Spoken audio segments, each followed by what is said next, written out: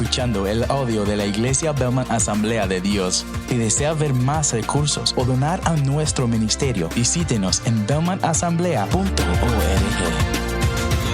Estamos viendo los miércoles Apocalipsis. Sí, venimos bien hasta ahora, vamos bien.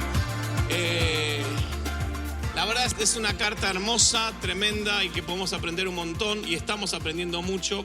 Y empezamos el miércoles pasado el capítulo 2, donde empiezan a estar las cartas a las iglesias que Juan escribe desde la isla de Patmos. ¿Sí? Entonces, recordando un poquito la isla de Patmos, para aquellos que no estuvieron el miércoles pasado, no era una isla donde Juan estaba solo, solitario, sino era una isla donde los césares o los emperadores romanos mandaban a todos los asesinos, ladrones, etcétera, etcétera. Ahí estaba Juan en esa isla, después de ser metido en aceite hirviendo, lo mandaron a que se mueran ahí. Pero Juan no se murió, estaba vivito y coleando y tuvo la revelación del Cristo resucitado, y fue ahí donde Juan empieza a escribir estas cartas a las iglesias. Y la semana pasada vimos ¿cuál iglesia? A ver si se acuerdan los que vinieron. Éfeso, muy bien. Ahora vamos a ver la segunda carta, que es Esmirna. Un lindo nombre para ponerle a una nena, ¿no? Esmirna. Esmirna, y el título de hoy es Esmirna, fieles hasta el final. Tenemos que ser fieles hasta el final. Tenemos que ser fieles hasta el final. Ok, no me hagan preguntarlo. Cuando el sufrimiento no vence tu fe. Wow. Vamos a leer versículo 8 al 11, son pocos versículos del capítulo 2. Dice así: escribe esta carta al ángel de la iglesia de Esmirna, al ángel de la iglesia de Esmirna, perdón. ¿Qué era ángel? ¿De qué venía? ¿Era un ángel o era muy bien, un pastor que viene de ángelos? Muy bien, estoy tratando, es como una clase esta, ¿vio? ¿Sí? ¿Ok? No está permitido preguntas. Muy bien, este es el mensaje de aquel que es el primero y el último, que estuvo muerto pero ahora vive.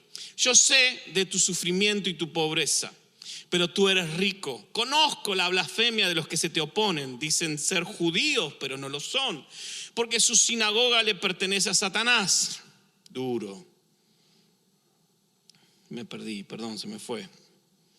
Esta cosa de la tecnología. No tengas miedo de lo que estás a punto de sufrir. El diablo meterá a algunos de ustedes en la cárcel para ponerlos a prueba.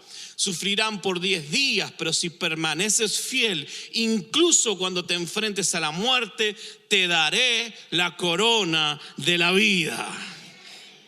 Todo el que tenga oídos para oír debe escuchar y entender lo que él dice a las iglesias. Los que salgan vencedores no sufrirán daño de la segunda muerte. Qué lindo. Señor, gracias porque estamos en tu presencia. Gracias por tu palabra, Señor. Habla a nuestros corazones, abre nuestros oídos para que podamos oír lo que el Espíritu nos quiere hablar hoy y ser una iglesia conforme a tu corazón, Señor. En el nombre de Jesús oramos. Amén y amén. Muy bien, quiero mostrar la primera imagen. Bien, vengo preparado. Tenemos el mapa, ¿se acuerdan del mapa?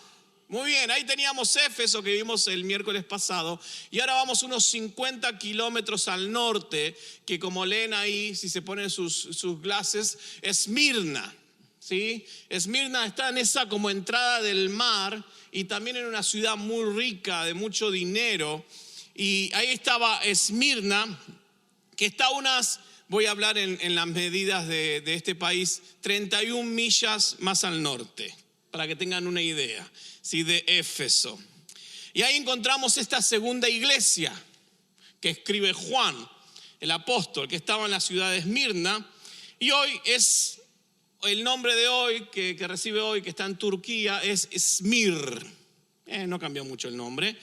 Se le dice, no sé si ahora, creo que sí, pero se le decía en aquel tiempo el adorno de Asia, la corona de Asia y la flor de Asia. Entonces, la historia un poco de Esmirna, no sé, la siguiente imagen, ahí la vemos como es hoy, en la imagen número 2. Eso es lo que era antes, ¿no? La opulencia. Ahí tenemos unas columnas del templo y bueno, un poco de lo que era en aquel tiempo. Esta ciudad era grande en comercio, era una ciudad muy limpia, tenía una eminencia política muy importante y religiosa también. Y era una ciudad donde florecía la cultura, era muy cultural esa ciudad, había mucho arte. Y era muy importante. Hay la siguiente imagen para que ustedes se imaginen, ¿no? Un poco. Eso es hoy, hermoso. Así que si alguna vez viaja a Turquía, puede ir a esta ciudad que es donde estaba la iglesia de Esmirna. Es un viaje que tengo pendiente, recorrer las 7 iglesias. En fin, algún día, si el Señor no viene antes. Muy bien, esa es la ciudad hoy. Es una ciudad muy linda. Que usted puede irse de vacaciones y conocer un poco. Ahora tiene un mayor conocimiento. Muy bien, entonces esta ciudad tan importante, Esmirna, pero así como esta ciudad era conocida por su riqueza, la iglesia era conocida por su pobreza. Así como esta ciudad era admirada por su poder y gran opulencia, los cristianos que vivían en esa ciudad eran perseguidos. Mientras esta ciudad honraba al César, porque se doblegó a Roma y dependía de Roma, la iglesia decía que Jesús es el Señor. O sea, los cristianos de la época le obligaban a decir que César era el Señor, pero ellos decidieron ser fiel a su fe y proclamaban Jesús es el Señor, y por eso esta iglesia pagó un precio muy alto, con persecuciones, muertes y diferentes atrocidades que vivieron. Entonces el ángel le dice: yo conozco tu sufrimiento, yo sé por lo que estás pasando, yo sé que sos pobre. Pero después el ángel le dice, o el Señor le dice, no el ángel, perdón, pero sos rico. Para el mundo sos pobre, pero para mí sos rico. Por lo tanto, y acá donde entra este juego de palabras que quiero hacerles hoy, Esmirna, el árbol de esa zona puede producir Esmirna, que ya le voy a explicar qué es Esmirna, a través del sufrimiento. ¿Por qué? ¿Qué está queriendo decir el pastor? Usted se preguntará.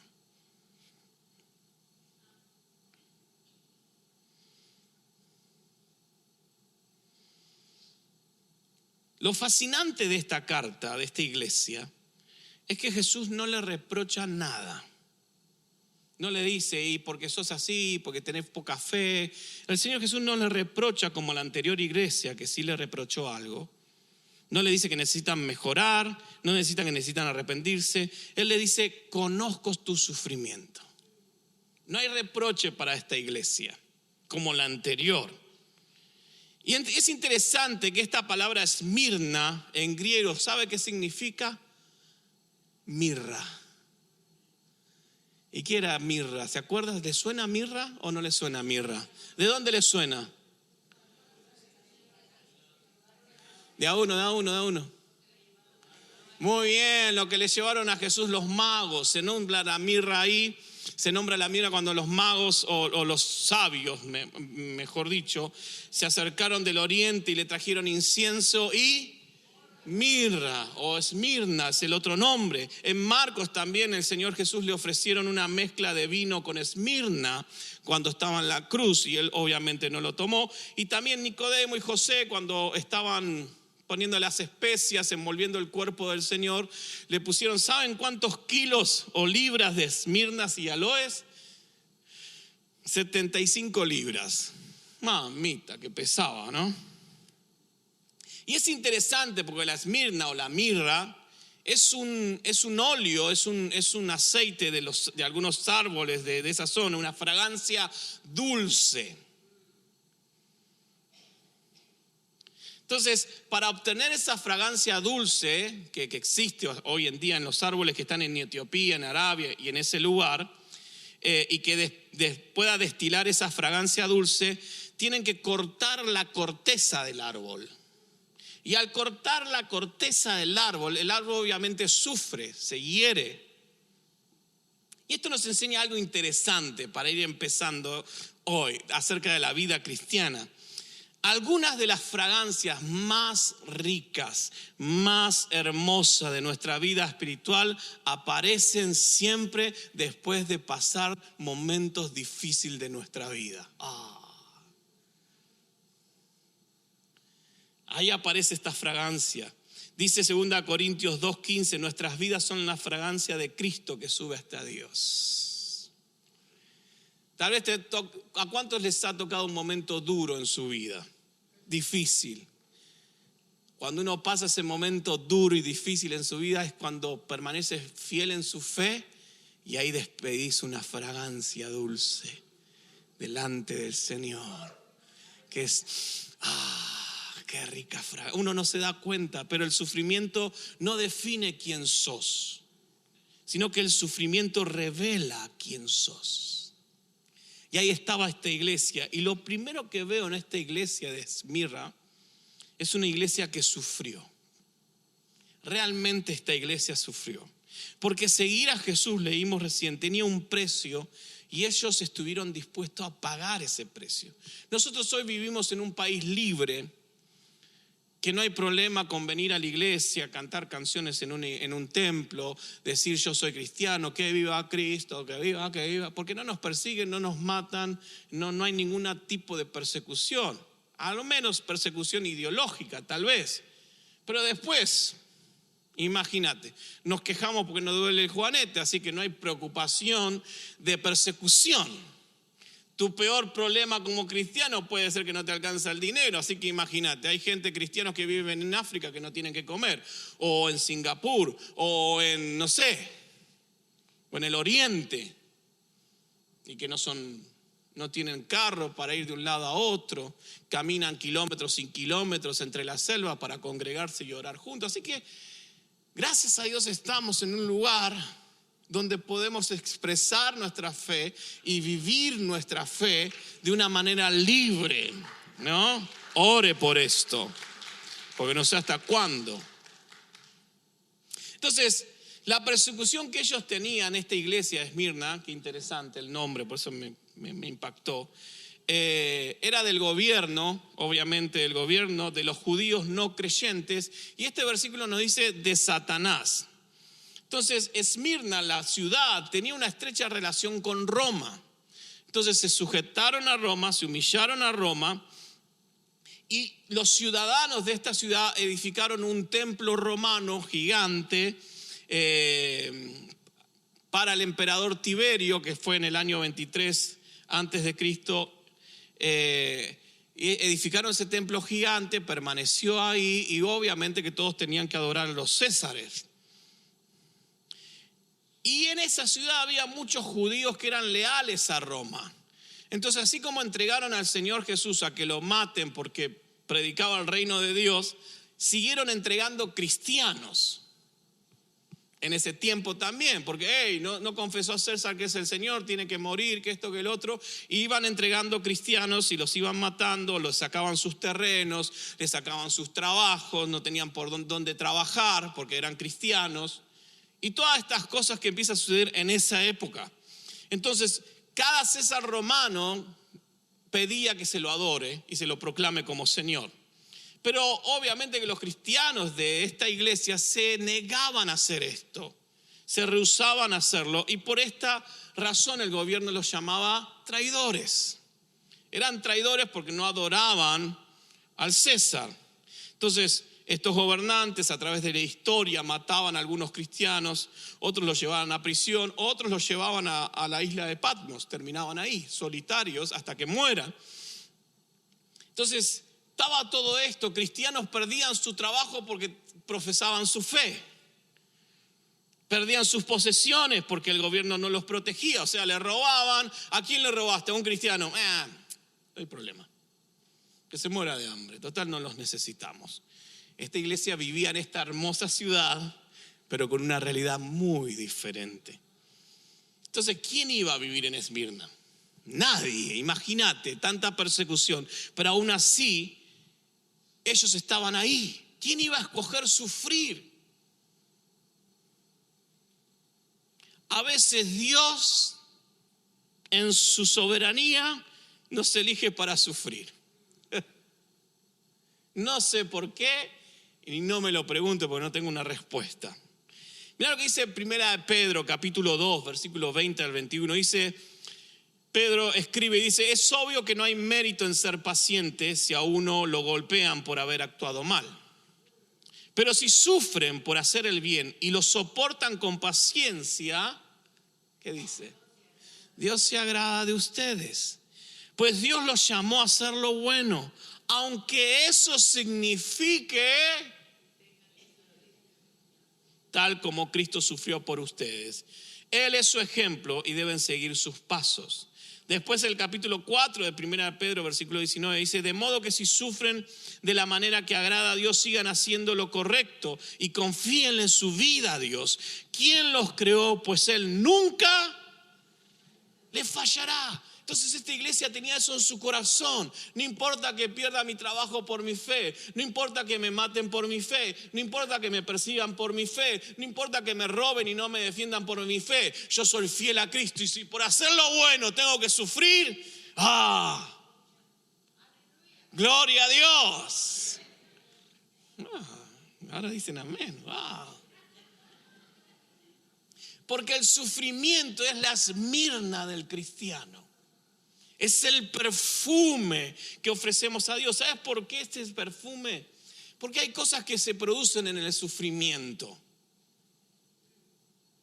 Por ejemplo, el sufrimiento produce paciencia y madurez cristiana.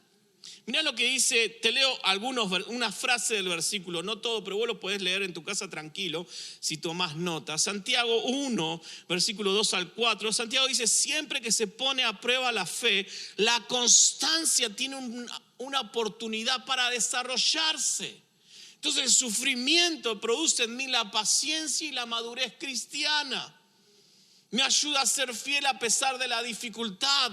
Cuando veo que Dios no sana mi enfermedad, cuando veo que Dios no obra en esta forma, o no pasa nada, o sigo ganando poca plata, pero mi fe es fuerte. Y ese sufrimiento que a veces nos toca pasar a todos, es esa mirra que va subiendo y dice: aunque en las vides no dé el fruto, dijo el profeta Habacuc, aunque no tenga el vino acá, yo con todo, ¿qué? Me alegraré y me gozaré en el Dios de mi salvación. Pero qué olor fragante a Dios.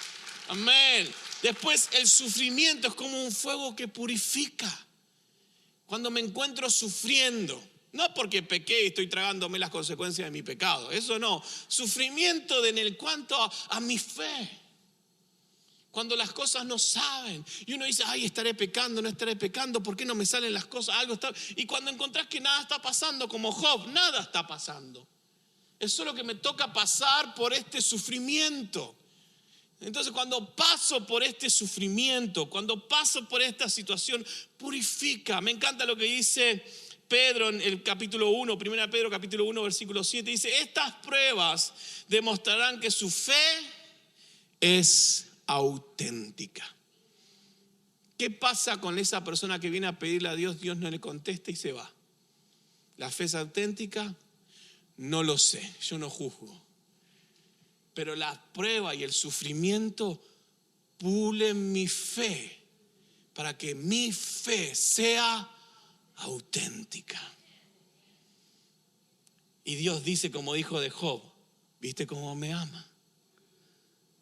Él me ama de verdad, porque lo muestra. Está siendo probada de la misma manera que el fuego prueba y purifica el oro. Esta iglesia estaba siendo probada. Y su fe era como un perfume a Dios. Por eso no hay reproche de parte del Cristo resucitado. No hay reproche, no le reprocha nada. Y el sufrimiento también me puede prevenir de pecar y ayudarnos a ser más santos. ¿Por qué? Porque cuando estás asustado no pecas. Había un hermano de la iglesia donde yo crecí.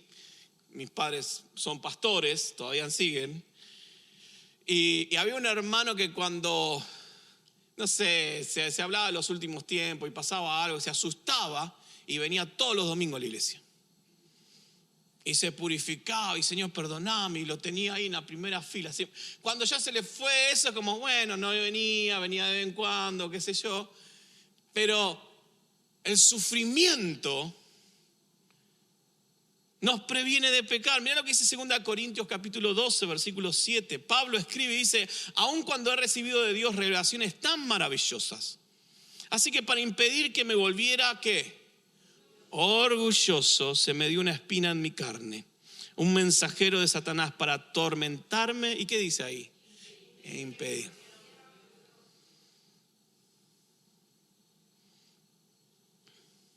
Entonces la persecución, tribulación viene de la palabra perseguir, persecución, había producido en esta iglesia una fragancia tan divina que Jesús no tenía palabras de reproche para con esa iglesia. ¡Wow! Que el Señor no te reproche nada es... Jesús no tuvo reproches.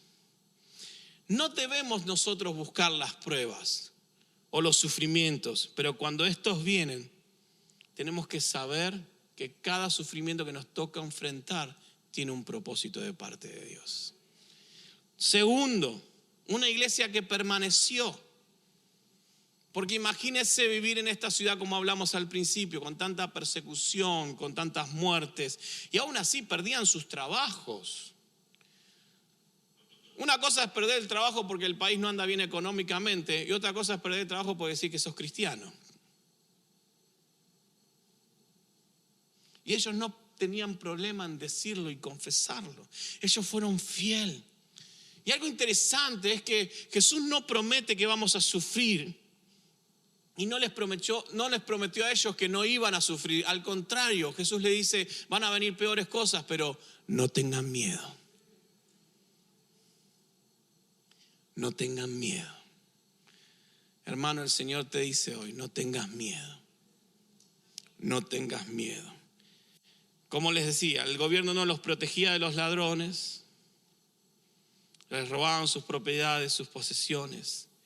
Eran pobres según las miradas de este mundo, pero espiritualmente ricos. Ellos tenían una fe poderosa, una fe fuerte. Esta iglesia era como se describe en Hebreos. Mirá lo que dice Hebreos 10:34. Dice, sufrieron junto con los que fueron metidos en la cárcel, y cuando ustedes le quitaron todos sus bienes, lo aceptaron con alegría. Sabían, escuche esto, sabían que en el futuro les esperaban cosas mejores que durarán para siempre. Aunque el mundo me traicione, aunque el mundo me quite, yo sé que mi futuro está seguro en sus manos y siempre me espera algo mejor. Algo mejor. Por eso su fe no tiene que estar en lo económico, en lo material. Mi fe está en Cristo. El evangelio de la prosperidad es peligroso, hermano. No digo que la Biblia no habla de dinero, porque habla de dinero. Pero la riqueza no es evidencia de la espiritualidad. Alguien que es próspero y rico no significa que sea espiritual. Mirá cómo Dios lo bendice. Porque el diablo también le ofreció reinos al Señor, ¿no? Entonces, en el Antiguo Testamento usted va a leer, y no hay que negarlo a esto, algunas veces las riquezas eran señal de la bendición de Dios. Y esta es la imagen que tenían los judíos, que si sos rico tenías la bendición de Dios sobre tu vida. Pero en el Nuevo Testamento no se puede medir la fe de una persona por su pobreza o riqueza. ¿Qué decimos de la iglesia subterránea en China? ¿Te conoce la iglesia subterránea en China? Se reúnen bajo suelo porque si no los matan. Eso pasó siempre en China. Y hoy está pasando. Y algunos no tienen dónde vivir, otros viven ahí, algunos no tienen trabajo, tienen que esconder la Biblia, no la pueden sacar. Entonces uno no tiene idea de lo que sucede. Y a veces pensamos que mi riqueza mide mi fe. Y leemos, por ejemplo, en 2 Corintios 6:10, que muchos apóstoles eran pobres. Porque el mismo Pablo dice, como pobres, mas enriqueciendo a muchos. Entonces, muchos falsos maestros reprenden a los pobres. Pero Jesús tiene alabanza para los creyentes pobres de Esmirna. Él les dice, ustedes son ricos. En contraste, vamos a ver más adelante, con los creyentes de la Odisea, que eran ricos y el Señor los reprende. Eso lo vamos a ver más adelante. Y no solo tenían esto de la pobreza económica, que les robaban, que les quitaban, sino que hacían difamaciones de esta gente. Y sufría, pero ellos permanecían fieles. Acá donde leemos que Satanás los acusaba. Y siempre el diablo va a acusar a los creyentes falsamente. Ustedes saben que diablo en griego es acusador. Por eso dice diablo ahí. Entonces en Esmirna el diablo estaba acusando a los cristianos por medio de los que se decían judíos. Entonces los judíos acusaban a los cristianos, ¿sí? En realidad eran judíos, pero como dice Pablo en Romanos 2, versículo 28 al 29, estos perseguidores de Esmirna eran judíos de raza y de religión, pero no eran verdaderos hijos de Abraham. No tenían a Dios en su vida, solo buscaban posición y lugar. Entonces se lee. Y uno puede leerlo, si usted lee el libro de los Hechos, se va a dar cuenta que los judíos sobrepasaban a los paganos en el tema de la persecución. ¿Quién apedreó a Esteban? ¿Los paganos o los judíos? Los judíos. Hasta la muerte. Porque en su odio, en su celo, pretendían ser el pueblo escogido de Dios. Pero esa mentira, esa blasfema, esa conducta mentirosa que ellos tenían, demostraban que, como dice el Señor, eran la sinagoga de Satanás. Y a partir de esa época es donde los cristianos cambiaron el nombre a eclesia y no sinagoga. Porque se conocía las sinagogas como las sinagogas de Satanás. Entonces ahí donde empezó el término eclesia, congregación, reunión. Por eso se empezó a llamar iglesia. ¿Viste? Aprendemos algo siempre, una notita al pie. Y algo interesante de esa época que aparece Policarpo. ¿Quién es Policarpo? Policarpo era el discípulo de Juan, que escribe la carta. Era uno de los discípulos del apóstol Juan y era uno de los pastores de Esmirna. ¿Sabe qué sucedió con Policarpo? Él murió en 65 años, 80, está esa edad aproximada. Y se dice que Policarpo fue el puente entre la iglesia de los apóstoles y la nueva generación y la nueva iglesia. Entonces estaba Policarpo y en unas fiestas los judíos lo acusaron de no confesar al César como Señor, lo pusieron frente al César y murió quemado. Y los mismos que buscaron la leña para la hoguera, los mismos que acusaban a Jesús que trabajaba en sábado, fueron un día sábado que los mismos judíos fueron a buscar la leña para prender fuego a Policarpo. Y cuenta la leyenda, los escritos, que Policarpo murió confesando a Cristo quemado. Y dicen que no moría por las llamas, sino que tuvo que acercarse a un soldado de César para clavarle una lanza en el corazón para que muera. La iglesia de Esmirna sufrió, pero permanecieron fieles. Yo sé que no fue el mensaje tal vez que estabas esperando hoy. Tal vez te toca vivir un tiempo de sufrimiento, un tiempo difícil. Viste que está el dicho, mira, por ser bueno, mira lo que me pasó.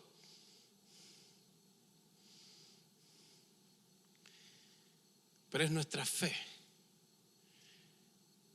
Y voy a ser fiel a mis principios. Los cristianos no debían temer en nada lo que iba a suceder. Ellos no tenían que, el Señor les dijo, no tengan miedo de esto. Leíamos recién, versículo 10 del capítulo 2, no temas en nada lo que vas a padecer. He aquí el diablo echará a alguno de vosotros en la cárcel para que seáis probados y tenéis tribulación por 10 días. 10 días, ¿qué significa? Puede ser literal, Puede ser 10 persecuciones distintas bajo diferentes emperadores romanos a lo largo de su gobierno. O también pueden ser 10 años de persecución bajo un solo emperador con nombre Diocleciano. Esas 3 opciones pueden ser. Como es Apocalipsis, hay varias miradas. Entonces 10 días puede ser 10 días reales, puede ser 10 años bajo un mismo gobierno, o también puede ser 10 diferentes emperadores de la época, porque perseguían siempre. Pero algo interesante, y el mensaje central, es que el sufrimiento no va a ser eterno. Que el sufrimiento no es para siempre.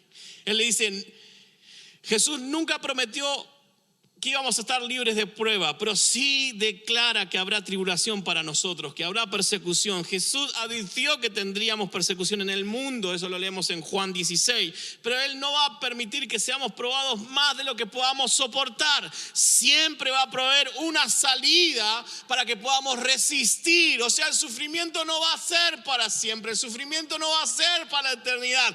Para la eternidad vamos a tener vida, y vida en abundancia, y paz, y consuelo y victoria.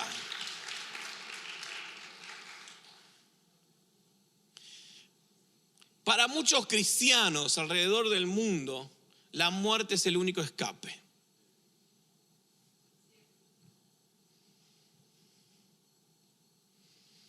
Por eso son matados, son muertos, los matan. Y es esa misericordia repentina. Porque el diablo quiere hacerte sufrir siempre. Esa es la única misión del diablo. Quiere hacerte sufrir siempre. Él quería hacer sufrir a los hermanos de Esmirnia. Pero Dios puso un límite al sufrimiento. Y ha decretado que el dolor solo se sufra por un tiempo. Estás sufriendo, es por un tiempo, hermano. Es por un tiempo, es por un tiempo. Para muchos creyentes el camino de escape puede ser la muerte, que es esa misericordia. Pero ellos perseveraron hasta el final sin desviar su fe y fidelidad. ¿Y sabe qué es lo tercero y último de esta iglesia? ¿Qué es lo tercero? A ver si aparece ahí. Una iglesia que recibirá. Y el final es más lindo de esta carta. El mundo te puede quitar muchas cosas, pero nunca te va a quitar la corona. La corona la tenés asegurada. La victoria está asegurada. El mundo te puede quitar esto, te puede quitar lo otro, te puede poner una enfermedad, te puede poner esto, lo otro, pero nunca te va a quitar la vida en Cristo Jesús. Amén. Amén, es hermoso cómo empieza esta carta. La carta empieza y dice, el primero y el último, el que estuvo muerto y vivió. Ahí ya te marca el principio y el fin. Él está siempre en tu vida. El que estuvo en el principio cuando naciste y va a estar en el momento de muerte. Él va a estar siempre y por la eternidad.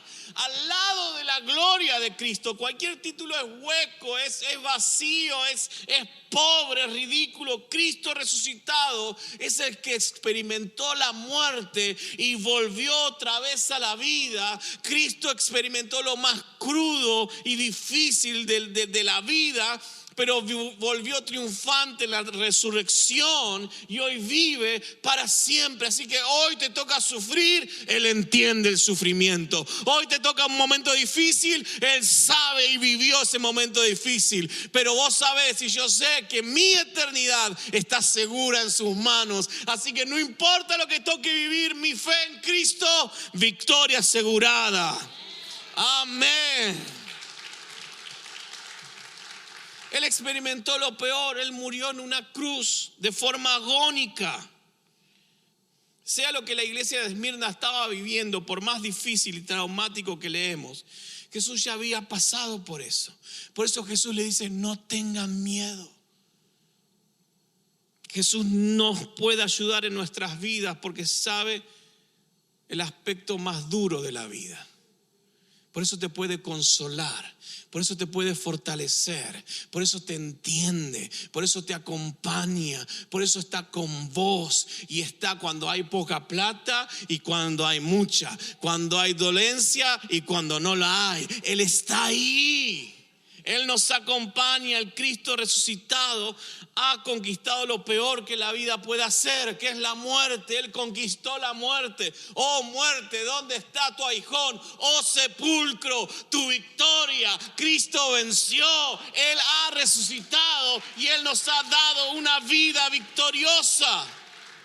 Él triunfó y ese es el fin. Eso es lo que empezaba a ver la iglesia. Y en este pasaje hay una demanda: leales hasta el final. Tienes que ser leal, fiel hasta la muerte. Esmirna fue leal. La ciudad se había entregado a Roma, la iglesia no. Esta ciudad se está entregando a algo, pero la iglesia tiene que levantar la bandera de Cristo. Ser leal. Ellos nunca dudaron de su fidelidad a Dios. En la calma y en la tormenta. Tu fe tiene que ser fiel en la calma y en la tormenta. ¿Cuál es la recompensa? Es hermoso lo que dice este versículo, porque Jesús no es deudor de nadie. Dice la corona de vida. Si permaneces fiel hasta el final, yo te voy a dar la corona de vida. ¿Sabes cuál es esa corona de vida? No es la diadema. Está hablando de como Pablo hablaba cuando el atleta llegaba al final y le daban la corona que ganó. Si vos sos fiel hasta el final, el Señor mismo te va a recibir y te va a premiar y te va a decir: ganaste, triunfaste, llegaste, sos el vencedor, sos el victorioso, alcanzaste la meta. Y voy a recibir esa corona que le dan al vencedor, la corona del gozo y de la victoria, porque en la eternidad hay gozo y hay victoria. No hay tristeza, no hay angustia. ¿Por qué sentir la angustia y la tristeza? Porque en este mundo hay angustia y tristeza. Y uno no se imagina vivir sin angustia y tristeza. ¿No te imaginas? ¿Cómo puede ser que no esté más triste? Porque no te la imaginas la vida sin angustia. Ahí vemos lo tremendo de esto. Que Él te espera una vida donde no hay dolor, donde no hay angustia, donde no hay tristeza, donde hay victoria, donde hay gozo, la vida eterna.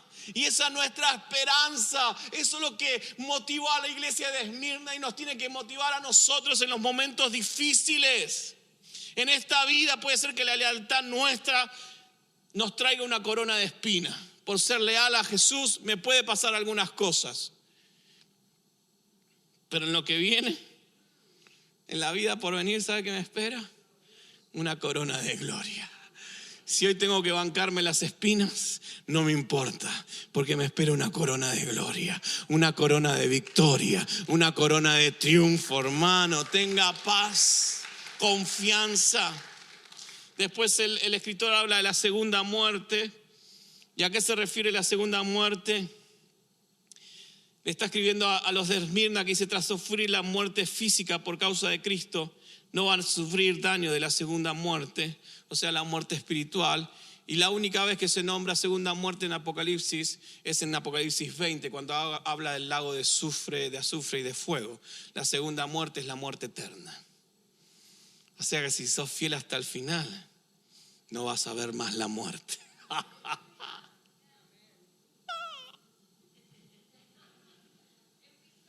¿Por qué los apóstoles dejaron la vida por el evangelio? Porque veían esto. No sufriremos ningún daño, ningún sufrimiento de este mundo es comparado con la segunda muerte. Nada se va a comparar con esa segunda muerte. Ni aunque tenga que vivir con tu suegra en la casa. Nada se compara. Bueno, tal vez es un poco, pero no creo. No, mentira, es un chiste. Nada.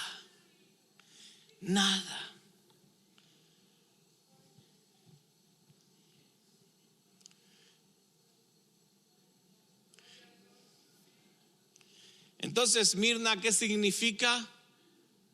mirra. Y para que la mirra produzca su fragancia, ¿qué tiene que ser? ¿Qué tiene que pasar en el árbol? Tiene que ser ¿qué? Herido. Y tal vez hoy vos estás pasando por una herida, por un dolor. Tal vez estás atravesando una prueba de enfermedad, de sufrimiento. Tal vez perdiste algo, algún familiar, algún amigo. Porque el sufrimiento nos rodea. Estamos en este mundo, sufrimos enfermedades, conflictos. Y tal vez estás sufriendo por hacer lo correcto. Y lo que tenés que recordar, y hoy cuando estaban cantando los chicos,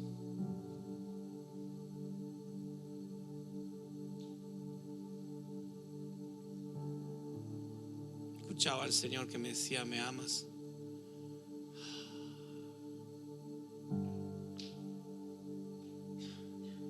Él está.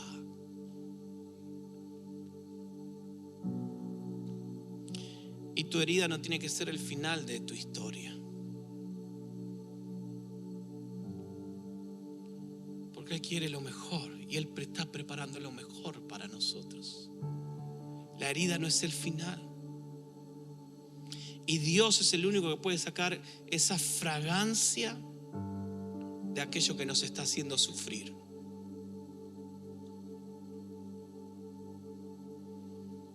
¿Qué es lo que te está haciendo sufrir? Trayendo dolor. Esmirna sufrió. Esmirna fue perseguida, difamada, fue pobre.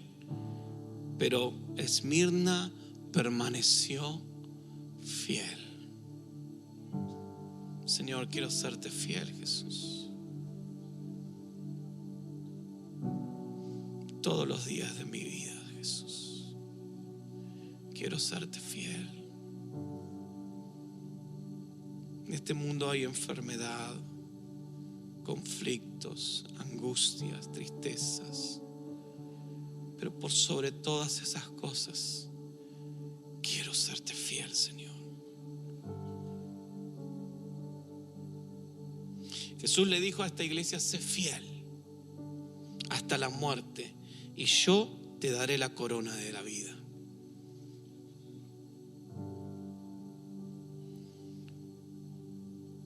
No buscamos el sufrimiento. La verdad que nadie busca el sufrimiento. No deseamos ser perseguidos y tampoco pedimos que venga el dolor. Pero cuando lleguen esos momentos, tenemos que permanecer fieles. Porque nuestro Salvador estuvo muerto, pero ahora vive. Él venció la muerte. Y nuestra historia tampoco termina en el sufrimiento. Tu historia, mi historia no termina en el sufrimiento. Tu historia, mi historia no termina en la muerte, porque Él murió y Él vive y Él reina y Él tiene un lugar preparado para mí. Tenemos que ser fiel. No tenemos que temer, tenemos que permanecer al final, porque al final hay una corona. Ponete de pie un momento, si puedes hacerlo.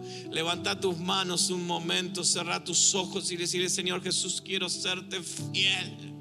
Quiero serte fiel, quiero serte fiel. Quiero caminar contigo en los momentos difíciles, en los momentos de prueba, de sufrimiento, y aún así en los momentos de felicidad, de gozo. Quiero serte fiel, Señor. Porque así como Esmirna, nos toca pasar momentos difíciles. Señor, yo hoy oro, Dios, por la iglesia perseguida. Señor, levantamos nuestra oración por aquellos hermanos en la fe que alrededor del mundo están siendo perseguidos, están siendo asesinados, están siendo, Señor, torturados por la fe. Padre, oramos para que tu consuelo, tu fortaleza esté sobre sus vidas.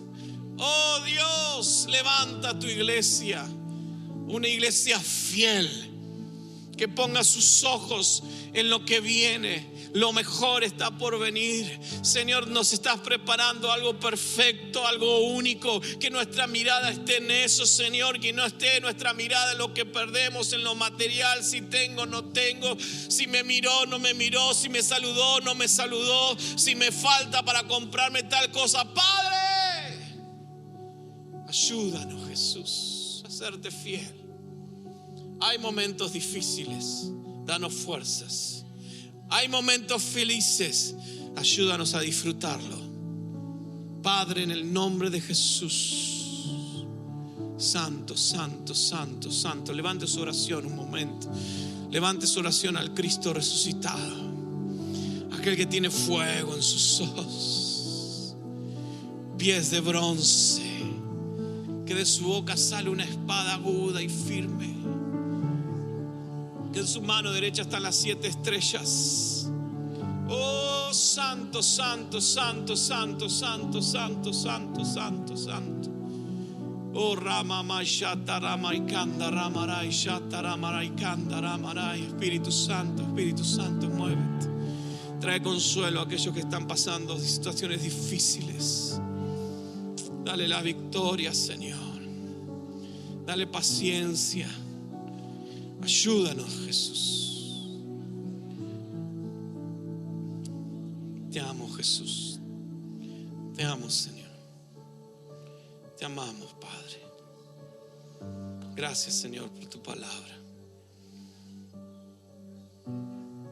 Porque hoy voy a dormir en paz, sabiendo que me espera la corona de victoria. Amén. Amén. Y amén. Amén.